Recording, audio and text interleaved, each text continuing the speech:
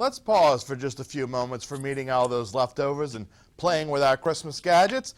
The moment has arrived to talk Tigers football for the final time this season. It's my gift to you, and it's coming up next.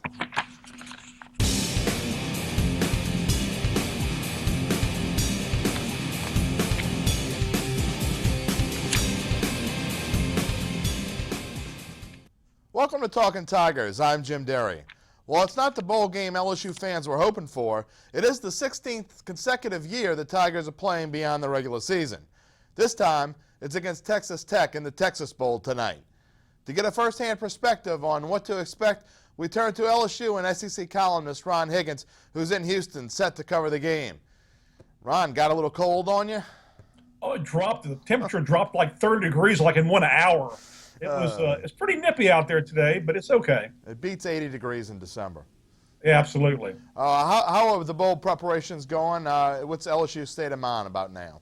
I think they want to play the game, but looking forward to it. We just talked to them a little while ago. We talked to Leonard Fournette, Vidal Alexander, Deion Jones, and they're ready to play this game. They're tired of practice. They like their preparation, and they're looking forward to playing a team in Texas Tech that scores a lot of points but gives up a lot of points. So they're ready to play. They're tired. They've been off a month, and they're eager to get going.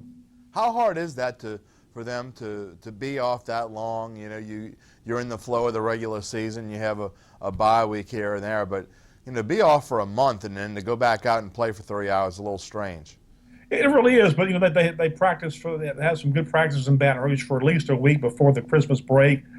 Had some good workouts here. I mean, most of the time in bowl games, it's timing that's a little bit off at first when you get back into it. But they're rested and ready to go. Leonard Fournette particularly is talk to him, and he's very rested. He feels he has fresh legs, and he probably hasn't had those in a couple of months. So I think you'll see a really big game out of him. And, he has a chance to become the first SEC back in history to gain 2,000 yards in a season. He plays on Tuesday, and Derrick Henry plays on the 31st. So Leonard has a chance to get there first. Well, and he's got a legitimate shot because this Texas Tech rushing defense isn't very good, is it?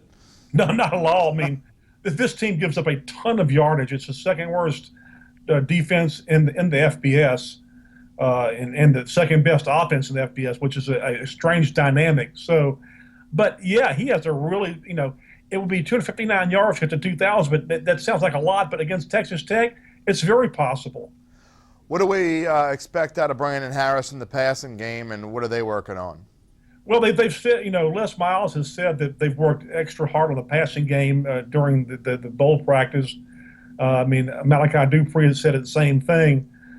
I think they want to throw the ball more, and they like to throw the ball more. But honestly, Jim, in this game, I don't know if they'll need to throw the ball more. I mean, their basic thing this game is to, put up a lot of points with a run game, long drives, consume a lot of clock, keep the ball away from Texas Tech. It's incredible that Texas Tech only averages about 27 minutes game time possession, but yet averages 46 points a game. Jeez. So you can see it's incredible how much they get done in a short period of time. So you want to keep the ball away from them. And talk about the defense and the tests that they're going to have. You talk about how many points Texas Tech is used to putting up. The Tigers' secondary is going to have its hands full.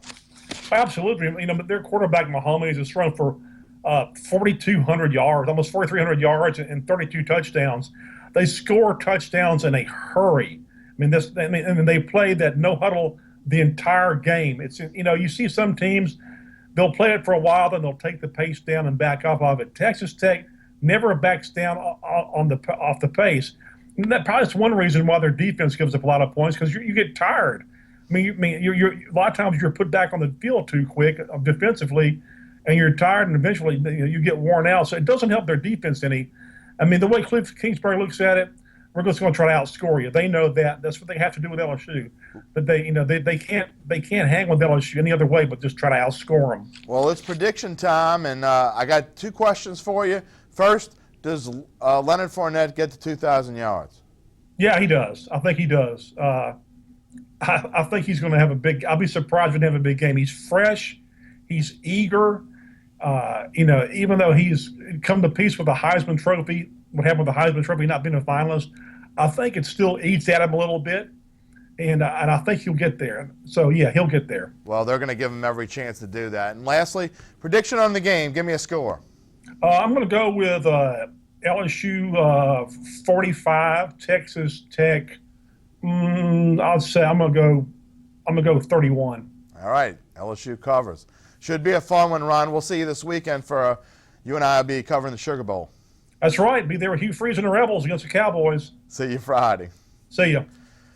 All right, for today's Extra Point, we'll take a quick look at LSU's bowl record against teams from the state of Texas. When the Tigers defeated Texas A&M 41-24 in the 2011 Cotton Bowl, it was the first time they had defeated a team from the Lone Star State in a bowl game since the 1963 Cotton Bowl, a 13-0 blanking of Texas. Overall, LSU has appeared in 7 bowl games against Texas teams, going 3-4, and that includes their first ever a 3-2 loss to TCU in the 1936 Sugar. Well, that's it for Talking Tigers in 2015. We'll see you soon to talk basketball, and baseball season's just right around the corner. Enjoy the game, everybody, and Happy New Year!